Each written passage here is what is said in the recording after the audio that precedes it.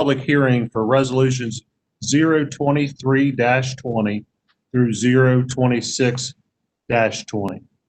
Council, if you have no objections, I would like to have Mr. Parrish go through the presentation for the resolutions and it open up to council for questions and to anyone who signed up to speak after the presentation is completed. Mr. Parrish, the floor is yours. Thank you. Good evening, Council President Vincenti, members of the council. Thank you for having me tonight. I am here to present the applications we received for Enterprise Zone certification this year. Next slide. So enterprise zones, just to give you a little bit of a background on them, are intended to encourage investment in distressed areas by offering development incentives in return for job creation and capital investments. This can help existing businesses to expand or to attract new companies to invest and create jobs in areas that otherwise may not have gotten the investment. As you can see on this map, Harford County's enterprise zones are concentrated along the southern tier of our development envelope. We've tried to include as many of our business parks as possible, including through the expansion of our enterprise zones, allowing for infill development or additional investment into aging infrastructure. For development to take advantage of an incentive offered in one of these zones, they must complete an application to be verified by our office that explains that the capital investment made and number of jobs created meet the required criteria of the program. Being in an enterprise zone also makes properties eligible for the BGE SEED, or Smart Energy for Economic Development program, reducing charges for service extensions and temporarily decreasing energy distribution charges. Next slide. The Enterprise Zone program provides phased-in 10-year real property tax credits administered by the State Department of Assessment and Taxation against local property taxes on the portion of real property expansion, renovation, or capital improvement and income tax credits for qualified new positions created as administered by the State Department of Labor. In order for a business to claim the credits, they must be certified as eligible by us as the local enterprise zone administrators. This means we must review and certify that the business is within one of our approved enterprise zones. The benefit or tax credit is really based on the difference in assessed value following the completion of a project. So if a property or raw land is assessed at, say, $1 million, and following the improvements is assessed at $2 million, the benefit will be calculated off of that $1 million difference and phased in over a 10-year period. They always pay that base tax too. Okay, next slide. So there's about 280,000 acres of land in Harford County. So as you can see, a little over 14,000 acres are actually in our enterprise zones. That amounts to about 5% of our land. Each of these zones has their own set of requirements in order for a parcel to qualify to take advantage of the tax credits available. But as you can see, a significant amount of capital investment has been made in those areas of the county. Since I was here last year before you, talking about these enterprise zones, we've gained over $100 million in capital investment in these two defined areas of the county.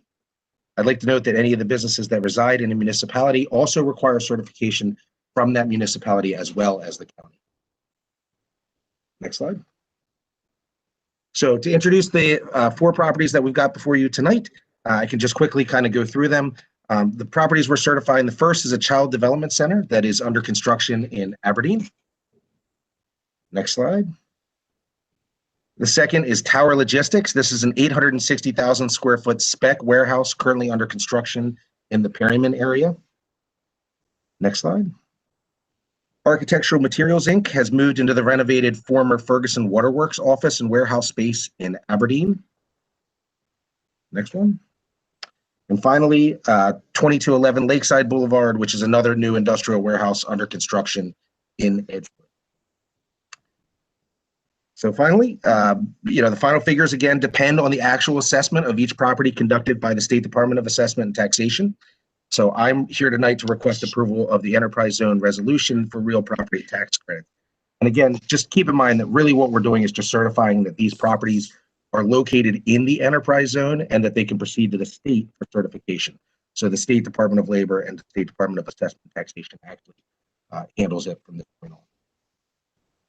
Now I'm happy to take any questions. Thank you, Mr. President, for the presentation. Council, at this time, I'd open up for questions, and if I may, I'd like to start with 02320. Mr. Johnson, do you have anything? Not at this time, Council President. Anyone else?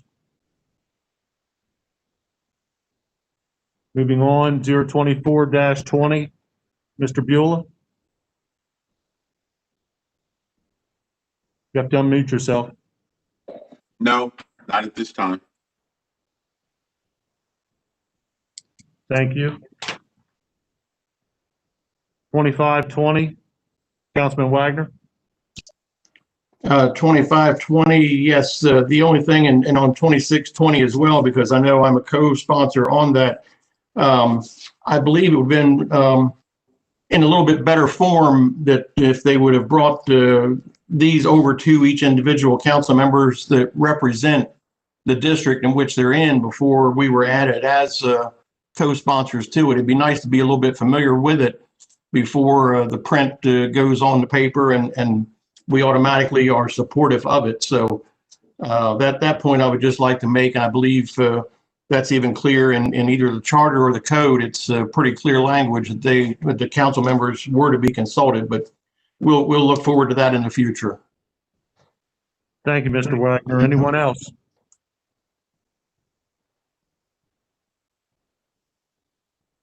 Ms. Dixon, do we have anyone signed up to speak? No, Mr. President, there is no one signed up to speak.